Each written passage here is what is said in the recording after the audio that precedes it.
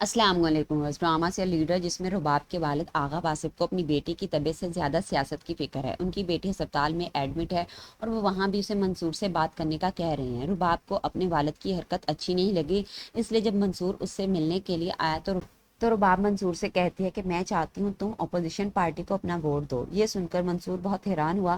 وہ تو رباب سے سوال کرے گا کہ کیا مطلب ہے اس بات کا، تو رباب آگے سے کہہ دیتی ہے کہ تمہاری پارٹی کا دوسرا ووٹ ہماری پارٹی کو ملنا چاہیے، لیکن تم اپنا ووٹ اپوزیشن پارٹی کو اس شرط پر دو گے کہ وہ بدلے میں تمہیں منسٹری دیں۔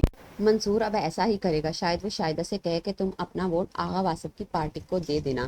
طاہر بھائی کو جب پتا چلے گا کہ منصور نے صرف شاہدہ کا ووٹ آغا واصف کی پارٹی کو دلوایا ہے اور خود کا ووٹ ابھی تک کسی کو نہیں دیا، تو وہ منصور سے کہتا ہے کہ ایک دو ووٹ کا فرق تھا، اگر تم شاہدہ کے ساتھ ساتھ اپنا ووٹ بھی دے دیتے تو اچھی خاصی قیمت مل جاتی، اب تمہارے اکیلے ووٹ کی کیا اہمیت ہوگی۔ تو منصور آگے سے کہتا ہے کہ ابھی بھی سب ہمارے ہاتھ میں ہے، ایک ووٹ سے ابھی بھی ہماری حکومت قائم ہے، یہ ووٹ میں اس پارٹی کو دوں گا جو مجھے منسٹری دے گی۔ آغا واصف کی اپوزیشن پارٹی منصور کے ووٹ کے بدلے اسے منسٹری دینے کے لیے راضی ہو جائے گی۔ جب منصور کو منسٹری مل جائے گی تو رباب شاہدہ اور عدیل کے پاس جاتی ہے انہیں منصور کے خلاف بھڑکانے کے لیے۔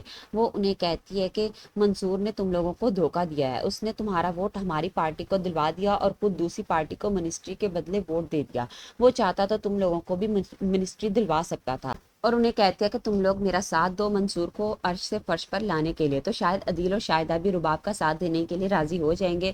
رباب نے منصور کو یہ مشورہ اسی لیے دیا تھا کیونکہ وہ منصور کی پارٹی کو توڑنا چاہتی تھی اور وہ اپنے مقصد میں کامیاب بھی ہو گئی۔ عدیل اور شاہدہ منصور کے خلاف ہو گئے۔